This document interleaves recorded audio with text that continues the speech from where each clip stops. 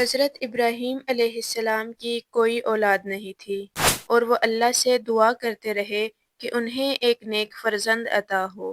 اللہ نے ان کی دعا قبول فرمائی اور حضرت ہاجرہ سے حضرت اسماعیل علیہ السلام کی پیدائش فرمائی۔ اللہ کے حکم سے حضرت ابراہیم اپنی زوجہ حضرت ہاجرہ اور 9 مولود بیٹے حضرت اسماعیل علیہ السلام کو مکہ کی بے آب و گیا وادی میں چھوڑ آئے۔ جب پانی ختم ہو گیا تو حضرت ہاجرہ پانی کی تلاش میں صفا و مروہ کے درمیان دوڑتی رہیں، یہاں تک کہ اللہ نے حضرت جبریل علیہ السلام کے ذریعے زمین سے زمزم کا چشمہ جاری کر دیا۔ زمزم کے پانی کی برکت سے قبیلہ جرہم مکہ میں آباد ہو گیا اور حضرت اسماعیل علیہ السلام نے اسی قبیلے میں پرورش پائی۔ وہ بہت بہادر، نیک سیرت اور صابر انسان تھے۔ حضرت اسماعیل علیہ السلام جب جوان ہوئے تو انہوں نے قبیلہ جرہم میں ہی شادی کی۔ کہا جاتا ہے کہ حضرت ابراہیم علیہ السلام جب حضرت اسماعیل کی خیریت معلوم کرنے